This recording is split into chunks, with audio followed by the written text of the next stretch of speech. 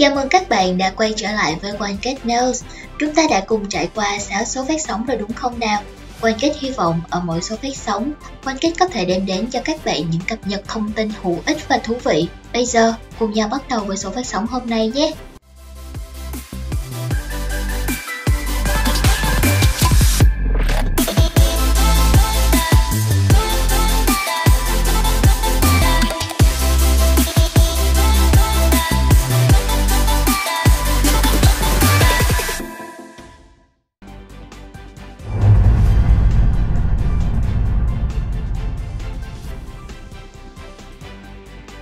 Vừa qua, Autodesk đã cho ra mắt tính năng mới trong Autodesk Account với tên gọi By Group.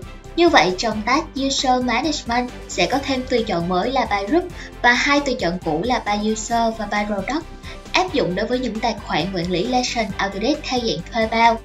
Tính năng này hỗ trợ người quản lý Legend dễ dàng cấp quyền cho người dùng, thay vì trước đây cần phải thực hiện cấp quyền sử dụng phần mềm cho từng người. Với lệnh tạo group sẽ dễ dàng cấp quyền sử dụng cho nhiều người dùng cùng một lúc. Đồng thời, người quản lý Legend cũng có thể đổi tên group hoặc xóa group bất kỳ lúc nào nếu không cần sử dụng nữa. OneGate hy vọng với tính năng mới này sẽ giúp cho người quản lý Legend thuận tiện hơn và dễ dàng hơn trong công tác quản lý của mình.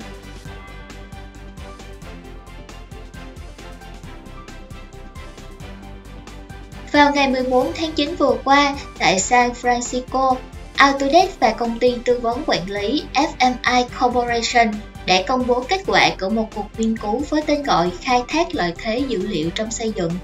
Cuộc nghiên cứu này được thực hiện trên 3.900 chuyên gia trong ngành xây dựng toàn cầu về thực tiễn dữ liệu của họ vào năm 2020. Trong nghiên cứu, Autodesk và FMI ước tính rằng dữ liệu xấu có thể đã khiến ngành xây dựng toàn cầu tiêu tốn 1,85 nghìn tỷ đô la vào năm 2020. Dữ liệu xấu nghĩa là dữ liệu không chính xác, không đầy đủ, không thể truy cập, không nhất quán, hoặc không đúng lúc và không thể được sử dụng. Các phát hiện chính từ cuộc nghiên cứu bao gồm dữ liệu xấu dẫn đến vượt ra quyết định và kết quả kém. 30% số người được hỏi chỉ ra rằng hơn một nửa dữ liệu dự án của họ là xấu.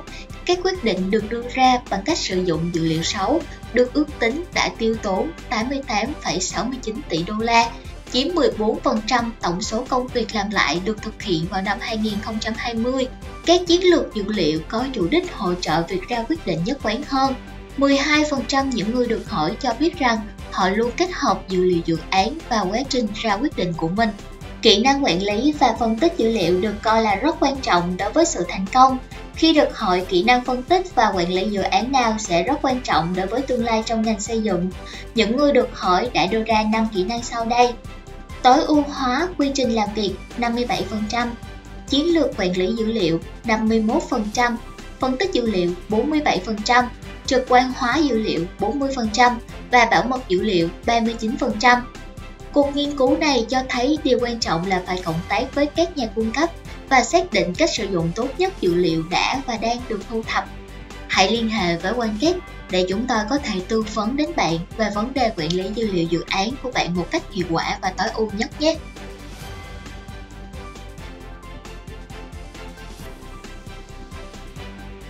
Như chúng ta đã biết, Autodesk là một trong những hãng phần mềm về kỹ thuật hàng đầu với các giải pháp trong rất nhiều ngành nghề khác nhau. Vì vậy, số lượng công ty và người dùng Autodesk rất lớn, dẫn đến nhu cầu tìm kiếm các đối tác cung cấp, triển khai và tư vấn các dịch vụ giải pháp từ hãng ngày càng cao. Bạn có thể dễ dàng tìm các đối tác thông qua các trang tìm kiếm thông dụng như là Google. Tuy nhiên, bạn sẽ không thể xác định được các thông tin được đăng tải có chính xác hay không, cũng như không đánh giá được chất lượng cung cấp dịch vụ của đối tác đó. Nhận thấy được khó khăn trên, Autodesk đã đưa ra một website nhằm tổng hợp danh sách các đơn vị cung cấp giải pháp của hãng với tên gọi Autodesk Marketplace. Với Autodesk Marketplace, bạn có thể tìm kiếm các đơn vị cung cấp theo nhu cầu của mình một cách dễ dàng. Bên cạnh đó, website này sẽ giúp bạn có thể xem được các nhận xét và đánh giá của người dùng, cũng như các chứng nhận năng lực từ hãng của đối tác. Để có thể tìm hiểu thêm về Autodesk Marketplace và các bước tìm kiếm đối tác trên website này, bạn có thể tham khảo đường link video OneGate đứng kèm bên dưới phần mô tả nhé.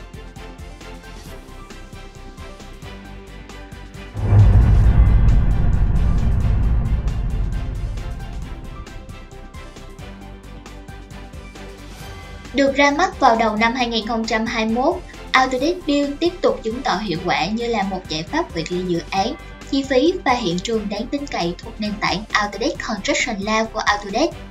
Autodesk Build giúp kết nối tốt hơn cho các nhóm dữ liệu và quy trình làm việc, từ văn phòng đến công trường, trao quyền cho các nhóm để cung cấp các dự án xây dựng đúng thời hạn và trong phạm vi ngân sách. Vào tháng 7 vừa qua, Autodesk đã thông báo rằng hãng đã cập nhật hơn 40 tính năng mới cho nền tảng Autodesk Construction Cloud, và Autodesk Build đã được hãng cập nhật hơn 20 tính năng trong lần cập nhật này. Với số phát sóng lần này, OneCast xin gửi đến các bạn tính năng nổi bật trong các tính năng mới của Autodesk Build, đó chính là tính năng Meetings. Người dùng Autodesk Build giờ đây có thể tạo issue ngay từ phiên bản cuộc họp. Khi thêm issue làm tham chiếu đến một nội dung, người dùng có thể tùy chọn tạo issue, hợp lý hóa quy trình và đảm bảo rằng tất cả các vấn đề đều được giải quyết. Người dùng có thể chỉnh sửa thông tin cuộc họp chung trên thiết bị di động, bao gồm tiêu đề cuộc họp, ngày, giờ, địa điểm. Ngoài ra, người dùng có thể thay thế trạng thái cuộc họp từ Agenda thành Minutes trên thiết bị iOS và Android thông qua ứng dụng di động Language Build. Trong Task Meeting, người dùng có thể có hai chế độ xem nâng cao. Chế độ Meeting View sẽ nhóm cuộc họp theo chuỗi, giúp quản lý và theo dõi tất cả các cuộc họp có liên quan dễ dàng hơn. Chế độ Item View lấy ra các mục từ tất cả các cuộc họp và cho phép người dùng lọc theo các mục được gắn cờ, trạng thái, người được giao và ngày đến hạn. Việc này giúp mọi vấn đề quan trọng được xử lý và giải quyết một cách nhanh chóng hơn.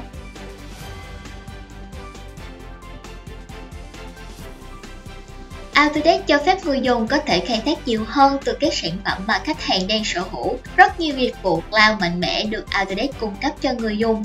Từ việc render hình ảnh cho các sản phẩm nhanh chóng trên cloud đến các công cụ mô phỏng phân tích hoặc Reality Capture, người dùng có thể tận dụng được sức mạnh của các dịch vụ cloud để làm việc hiệu quả hơn và có thể thu thêm nhiều kết quả tốt hơn. Để có thể sử dụng các dịch vụ cloud, người dùng cần sử dụng các Cloud Credit. Với mỗi dịch vụ cloud khác nhau, sẽ cần sử dụng một lượng Cloud Credit khác nhau. Tuy nhiên, để có được Cloud Credit, người dùng cần sở hữu bản quyền subscription của các phần mềm Autodesk và hãng hỗ trợ mỗi lần là 100 Cloud Credit cho việc sử dụng và trải nghiệm các dịch vụ cloud. Sau khi sử dụng hết lượng Cloud Credit này, người dùng có thể mua thêm các gói phù hợp với nhu cầu sử dụng của mình. Các credit đã mua có thể chia sẻ và sử dụng được nhiều user trong cùng một khoảnh khắc. Khi sử dụng các dịch vụ cloud, hệ thống Autodesk sẽ thể hiện số credit cần dùng cũng như số lượng credit còn lại. Người dùng cũng có thể xem lại lịch sử sử dụng credit tại mục Cloud Credit Use trong Autodesk Account. Nếu đã sở hữu bản quyền subscription và bạn muốn mua thêm Cloud Credit, bạn có thể liên hệ với OneCast Việt Nam hoặc truy cập vào Autodesk Account để thực hiện thao tác Get More Credit và thanh toán qua hình thức online nhé.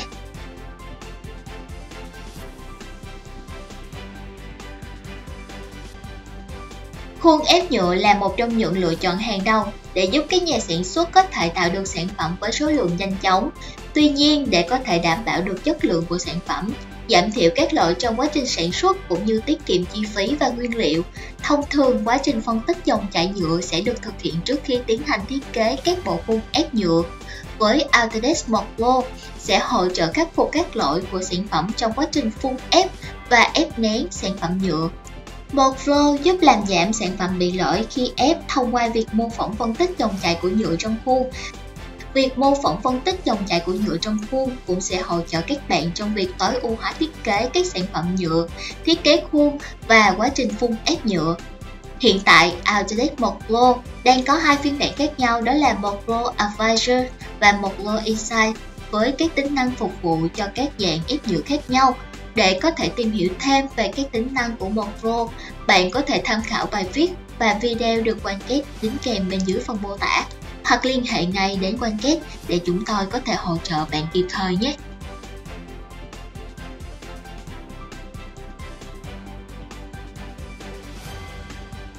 Trong quá trình thiết kế, bạn thường sẽ mất rất nhiều thời gian để hoàn thành các công việc lặp đi lặp lại, xây dựng lại các chi tiết tiêu chuẩn hoặc chỉnh sửa sản phẩm theo yêu cầu tùy chỉnh của khách hàng.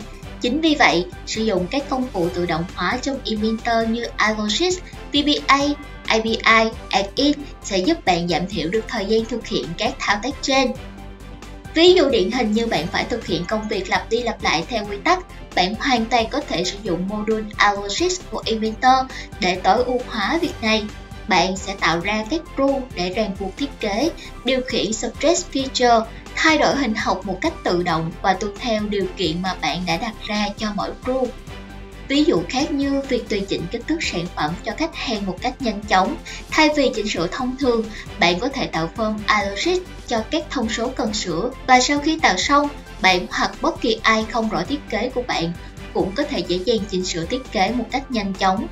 Ngoài ra, bạn có thể viết ra những công cụ giúp cải thiện những công việc như tính phôi, lập bơm, xuất bản vẽ hàng loạt. Việc này sẽ giúp bạn tăng tốc và cải thiện quy trình thiết kế của mình rất nhiều.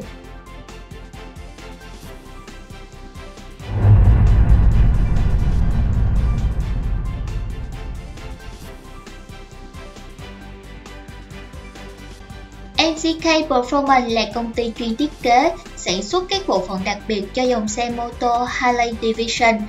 Để giải quyết được bài toán thiết kế, công ty đã tìm đến Autodesk và công nghệ Generative Design là câu trả lời hoàn hảo nhất.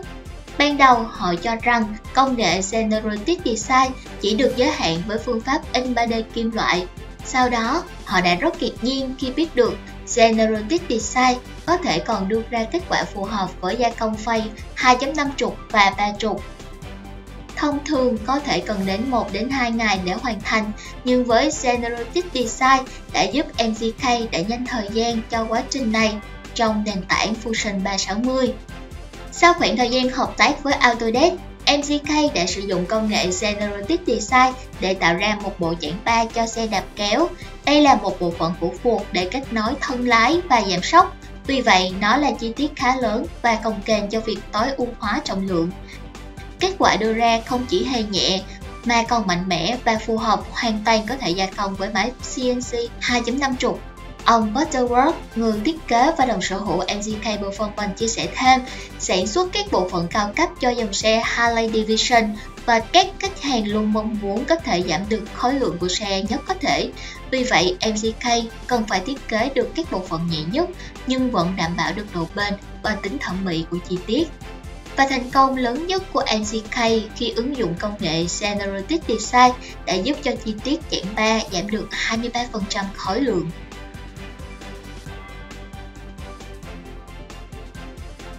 Vừa rồi là tất cả những thông tin có trong số phát sóng lần này. Chào tạm biệt và hẹn gặp lại các bạn ở số phát sóng tiếp theo nhé!